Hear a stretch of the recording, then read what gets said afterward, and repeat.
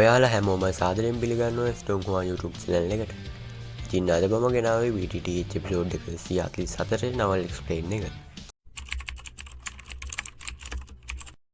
Even when you feel low, you can still go. Even when you feel slow, you can still go. Even when there's no hope, you can still go. I never answer to no, man, I still go. ජීව්ලින් සහ නාලන් එක්ක ෂෝයන් මල්නිකාට යන්න පිටත් වෙනවා. ඉතින් දවස් 3කට පස්සේ ෂෝයන් සහ ජීව්ලින් නාලන් තුන්දෙනා මල්නිකායේ අවකාශීය බාධකයේ ගාවට එනවා. ඉතින් මේ අවකාශීය බාධකයේ දැකලා ෂෝයන් පුදුම වෙලා කියනවා මේ වගේ විශාල අවකාශීය බාධකයක් නිර්මාණය කරලා තියෙන්නේ මල්නිකායේ පිහිටීම හංගලා තියාගන්නයි. මේ වගේ අවකාශීය බාධකයක් නිර්මාණය කරන්න භාවිත කරපු තාක්ෂණය බලවත් තාක්ෂණයක් වෙන්න ඕන. නාලන් තමන් ගාව තියෙන මල් ජීට් එක පාවිච්චි කරලා මල්නිකායේ නොපෙනෙන අවකාශීය බාධකයට ඇතුල් වෙනවා. ඉතින් මේ අවකාශීය බාධකයට ඇතුල් වුණ ෂෝයන් සහ ජූලින් නාලන් තුන්දෙනාටම මල් සුවඳ දැනෙන්න පටන් ගන්නවා සහ බලවත් ස්වාභාවික ශක්තියක්ද තියෙනවා කියලා තේරෙනවා. මල්නිකායේ තියෙන විශේෂ ආරක්ෂිත ක්‍රමයක් ගැන විස්තර කරන නාලන් කියනවා මේ මල්නිකායට ඇතුල් වෙන කෙනෙක්ට විශේෂ ඇතුල්වීමේ ක්‍රමයක් නැත්නම් මේ මල් මුහුද ඇතුළ අතරමං වෙන්න පුළුවන් සහ මේ ගැන දන්නේ නැත්නම් මේ මල් මුහුද ඇතුළ හිර වෙන්න පුළුවන්.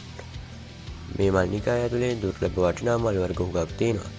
ටික වේලාවකින් යන්න ඇතුළු කණ්ඩායම මල්නිකායට ඇතුල් වෙනවා. ඉතින් මල්නිකායේ චතුස්රයක් වටේට ලස්සන කාන්තාවන් හිටගෙන හිටියා. ඉතින් මේ කාන්තාවන් වට වෙලා හිටියේ ලස්සන කාන්තාවක් සහ පිරින් පුද්ගලයෙක් වටේ. ඉතින් මෙතන හිටියේ කාන්තාව යුන්ජිට කියනවා දැන් වෙලාව ඉවරයි කියලා. මේකට උත්තර දෙන යුන්ජි කියනවා මට මේ මල්නිකායේ නායක පදවිය වුමනා නැහැ කියලා. මේ වෙලාවේ අනිත් කාන්තාව යුන්ජිට කියනවා ඔයාට ආරක්ෂිතව ඉන්න ඕන නම් කලින් හිටිය නිකායේ නායිකාව ඔයාට ලබා දුන්න ඩූජි ටික මට ආයෙ ලබා දෙන්න. මේකට පිළිතුරක් වශයෙන් යුන්ජි කියනවා මම කලින් දැනන් හිටියේ නෑ. ග්‍රැනි හුවා කියන්නේ මේ මල්නිකායේ ප්‍රධානීතුමිය කියලා. ඒම දැනන් හිටියා නම් මම ඇයව බේරගන්න උදව් කරන්නේ නෑ. ඔයාට මගේ ශරීරයේ මුද්‍රාගත ඩූජි වුණා නම් ඔයාම විත් ගන්න. මේකට උත්තර දෙන අර කාන්තාව යුන්ජිට කියනවා මම ඔයාට බය කියලා හිතුවද? මේම කියලා තමන් එහා පැත්තේ හිටිය යාවලියන් ජුන් වෙන තමන්ගේ ප්‍රේමතාව දිහා බලනවා. යාවලියන් ජුන්ට කියනවා මා එක්ක පහර දෙන්න ලෑස්ති වෙන්න කියලා. මේම කියලා යුන්ජිට කියනවා මේ මල්නිකායේ හිටපු ප්‍රධානීතුමිය ලබා දුන්න උරුමය ඔයා ගාව තියෙන්නේ කියලා. යුන්ජිට කියනවා ඔයා දන්නවද මේ මල්නිකායේ නීතිය? මේ මල්නිකායේ නීතියට අනුව සටන් කරන්න පුළුවන් යෝලකට විතරයි. හැබැයි ඔයාට යාළුවෙක් ඉන්නවා නම් ඔයාට පුළුවන් එයාවත් එක්කන් ඉන්න. මේකට උත්තර දෙන යුන්ජි කියනවා ඔයාට පහර දෙන්න පුළුවන් කමක් මට නැහැ. මේම කියනවත් එක්කම මෙතෙන්ට ෂෝයන් ඇවිත් යුන්ජිගේ අතින් අල්ලගන්න. මේම අල්ලගත ෂෝයන් යුන්ජිගෙන් අහනවා මම පරක්කු නෑ නේද කියලා. හදිසියෙම ඇවිත් යුන්ජිගේ අතින් අල්ලගත්ත මේ පුද්ගලයා දිහා මල්නිකායේ අය පුදුමයෙන් බලාගෙන ඉන්නවා. ෂෝයන් අඳුරගත් යුන්ජි ලැජ්ජාවෙන් වගේ කියනවා ඔයා මෙතන ඔයාට කරදරයක් වෙනකොට මම නිකන් බලාගෙන ඉන්නවා කියලා හිතනවා. මේ වෙලාවේ අර කාන්තාව ෂෝයන්ගෙන් අහනවා ඔයා කවුද? මට ඔයාගේ නම කියන්න. ඔයා ඇඩිතුරුනේ කොහොමද මගේ මල්නිකායට ඇතුල් වෙන්න? මේකට පිළිතුරක් වශයෙන් ෂෝයන් කියනවා ඔයාට කියන්න පුළුවන් මම යුන්ජිගේ සහකාරයා කියලා. මේක වුණ යුන්ජිගේ මුණ ලැජ්ජාවෙන් අතුලා යනවා. මේ වෙන දේ දිහා බලාගෙන අර කාන්තාව හිතනවා තර දෙකේ ශක්තියක් තියෙන ඩූසුන් කෙනෙක්ද මේ. ඔයාලට පොඩි දෙයක් කියන්න තියෙනවා. මාස්ටර් ෂෝයන්ට බෝන්ජරින් ෆ්ලේම් එක ලබා දුන්නා. තාම යන් මේ දැල්ල ගිලලා නැහැ. ඒ නිසා තමයි ෂෝයන්ට තාම තරු 4 ඩූසුන් ශක්තියක් ලැබිලා නැත්තේ.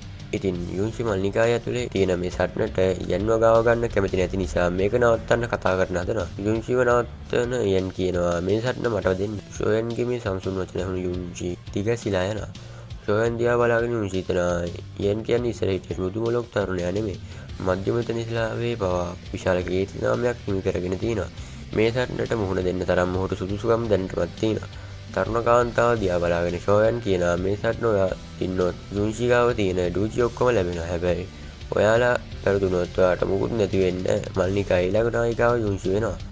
මේකට උත්තර දෙන අර කාන්තාව ෂෝයන්ට කියනවා කිසි ප්‍රශ්නයක් නැහැ. ඔයාලා පෙරදුනොත් යුන්සිට මේ මල්නිකායෙන් යන්න පුළුවන්. කවුරුත් එයාට කරදර කරන්නේ නැහැ. ෂෝයන්ට කියනවා හැබැයි ඔයා හිතනවද මගේ මල්නිකායට ඔයාට ඕන විදියට ඇවිත් යන්න පුළුවන් කියලා?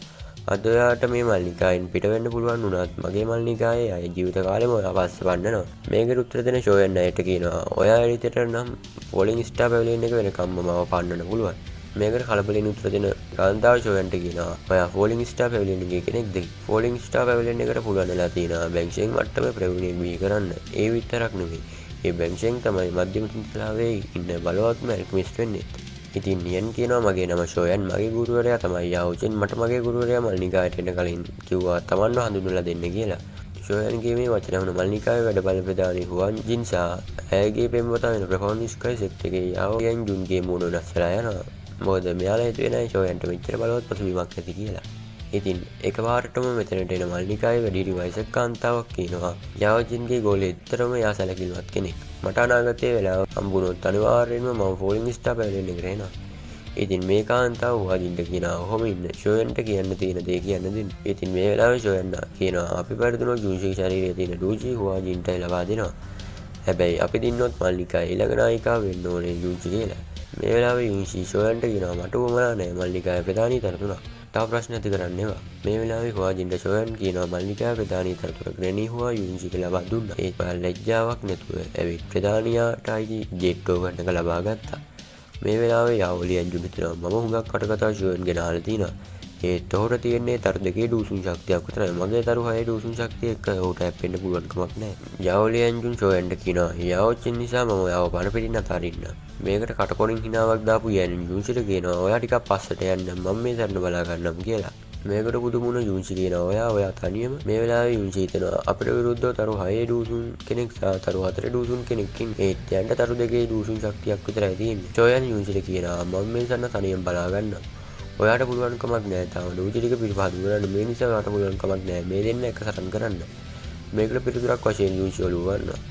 යුන්සි මේකට එකඟ වුණා කියලා දැකපු ෂෝයන් ඉස්සරහට යන ගමන් තමන් ගාව තියෙන ෆ්‍රේම් එක අතර ගන්නවා. මේත් එක්කම වටේටම ලුකුණුසමක් පැතිරලා යනවා. මේත් එක්කම යාවලියන් ජුන් ෂෝයන්ට පහර දෙන්න පටන් ගන්නවා. තමන් දෙයට එන යාවලියන් ජුන් දැකපු ෂෝයන් යාවලියන් ජුන්ගේ ප්‍රහාරයෙන් බේරෙනවා. මේක දැකලා යාවලියන් ජුන් කියනවා මොනතරම් වේගයක්ද ඔයාට යාවච්චන් ඉදන්නුවේ දූර විදිය විතරයි. මේකට උත්තර දෙන ෂෝයන් ඔයා ඒ ගැන කලබල වෙන්න එපා කියලා තමන් ගාව ඉන්න පවට්ලා එළියට ගන්නවා. මේ පවට්ලාව දැක්කම හුවාජින් සහ ලියන් ජුන් පුදුම වෙනවා. මම මේ සටන අවසානයේ ඉඳන් විස්තර කරන්න. යාවලියන් ජුන්ගේ ප්‍රහාරය නවත්වපු ෂෝයන් ස්කයිෆයර් මිස්ටීරියස් චේන්ජ් එකේ තුන්වන පරිවර්තනය පාවිච්චි කරලා තරු 4 දූසුන් මට්ටමට යනවා. ඊට පස්සේ ෂෝයන් තමන් ගාව තියෙන ස්වර්ගයේ ගිනිතල් තුනයි පෝන්චිරින් ෆ්ලේම් එකයි එළියට ගන්නවා. මේත් එක්කම වටේටම ලුකුණුසමක් පැතිරලා යනවා. ඉතින් මේ වුණ දේ දැකලා හොඳටම පුදුම වෙන යාවලියන් ජුන් හිතනවා ෂෝයන් ගාව වර්ග 4ක් ගිනිදල් තියෙනවා. අනිවාර්යයෙන්ම මේ ස්වර්ගයේ ගිනිදල් වෙන්න ඕනේ. මෙයා කොහොමද මේ ස්වර්ගයේ ගිනිදල් 4ක් ළඟ තියාගෙන එක මිනිහෙකුට පුළුවන් එක ස්වර්ගයේ ගිනිදල්ක් ළඟ තියාගන්න විතරයි. මේ වදකාරයාව මට දැම්ම නවත්තන්න වෙනවා කියලා බලවත් ප්‍රහාරයෙන් ෂෝයන්ට පහර දෙනවා. ඉතින් මේ ප්‍රහාරයෙන් බේරෙන ගමන් ෂෝයන් වර්ග 4ක් ගිනිදල් පාවිච්චි කරලා හදන කෝපාවිෂ්ඨ බුද්ධ නෙළුම කියන ප්‍රහාරය නිර්මාණය කරනවා. ඉතින් ෂෝයන්ගේ මේ බලවත් ප්‍රහාරයේදී අතුෂ්ණි භූතව බලාගෙනයි යාවලියන් ජුන් ඉන්නේ. ඉතින් මල්නිකාය සමාජිකයන් පුදුමෙන් වගේ කියනවා ෂෝයන්ට පුළුවන් වුණා යාවලියන් ජුන්ගේ ශක්තිය අභිවා යන්න. මේ බලවත් ප්‍රහාරයට යාවලියන් ජුන් කොහොම වුණ දෙයිද? මේ බලවත් ප්‍රහාරය වැදුනොත් යාවලියන් ජුන්ට දුක් తీරන නමකටයි මුහුණ දෙන්න වෙන්නේ. මේ ධර්ණය ඇත්තටම යාවජන්ගේ ගෝලයේ ගැන සුදුසුයි. තරු දෙකේ දූසුන් ශක්තියක් තිබ්බත් මොහුට පුළුවන් වුණා තරු 6 දූසුන් කෙනෙක් වසරණ කරන්න. මේ සරණ දිහා බලන් ඉන්න යුන්සි හිතනවා යාවලියන් ජුන්ට පුළුවන් කමක් නැහැ තරු 6 දූසුන් ශක්තියක් තිබ්බත් ෂෝයන් එක හැප්පෙන්න. මට මුලින්ම ෂෝයන් හම්බෙනකොට ඔහුට දූෂී මට්ටමේ බලයක් තිබ්බත් වර්තමානයේ වෙනකොට ෂෝයන්ට පුළුවන් කමක් තියෙනවා තරු 6 දූසුන් කෙනෙක්ට විරුද්ධව සටන් කරන්න. යාවලියන් ජුන්ගේ ප්‍රහාර වලින් බේරි හිටියේ ෂෝයන් එකපාරටම නැවතිලා ගිනිනෙළුම නිර්මාණය කරලා ඉවර කරනවා. මේත් එක්කම වටේටම බලවත් ශක්තියක් නිදහස් වෙලා යනවා. ඒත් එක්කම ගිනිනෙළුම වටේටම තියෙන අවකාශය ඉර්තල්ලා යනවා. ඉතින් මේ ගිනිනෙළුමේ බලය දෙන්න මල්නිකායි වැඩිහිටියන් කියනවා මොනතරම් බලවත් ප්‍රහාරයක්ද. මේම කියලා චතුස්‍රය වටේටම ඩූජි වලින් ආරක්ෂිත බාධකයක් නිර්මාණය කරන්න පටන් ගන්නවා. ෂෝයන්ගේ මේ බලවත් ප්‍රහාරයේ බලය දෙන්න යාවලියන් ජුන්වත් හිතුවේ නෑ මේ වගේ මට්ටමකට ෂෝයන්ගේ ප්‍රහාරය ලකාවේ කියලා. ඉතින් යාවලියන් ජුන්ගේ දිහාට යවුව ගිනිනෙළුම ගිහින් යාවලියන් ජුන්ගේ ප්‍රහාරයක වදිනවා. ඉතින් කොහොමෙන් කොහම යාවලියන් ජුන් ෂෝයන්ට පරාද වෙනවා. යාවලියන් ජුන් සහ හුවාජින් මේ සටනේ පරාජය පිළිගන්නවා. තරු දෙකේ දූසුන් කෙනෙක් තරු 4 දූසුන් කෙනෙක් සහ තරු 6 දූසුන් කෙනෙක්ව පරාජය කළා කිව්වොත් මේක විහිළුවක් වෙනවා. ඉතින් මල්නිකායේ පළවෙනි වෙඩි මහල්ලා හුවාජින්ට කියනවා ඔයාලා මේ සටන පරාජය වුණා. කලින් කතා කරගත්ත විදියට ග්‍රැනි හුවාට ඉතින් මල්නිකායේ ප්‍රධානීතුමියට ලබා දෙන ජෙට් ටෝකන් එක යුන්සිට ලබා දෙන්න. ඉතින් අකමැත්තෙන් වුණත් අන්තිමේට ජෙට් ටෝකන් එක යුන්සිට ලබා දෙනවා. මට මගේ කලින් ප්‍රධානීතුමියගේ තීරණය විශ්වාසයි. යුන්සි ඔයා තමයි ඊළඟ මල්නිකායේ ප්‍රධානීතුමිය වෙන්නේ. මම මේ කිව්වේ නමල් චැප්ටර් 4ක වෙන දේවල්. ඔයාලට තව දේවල් එපිසෝඩ් එකේදී බලා ගන්න පුළුවන්. හරියනම් අදට වීඩියෝ එක ඉවරයි ගිහින් එන්න.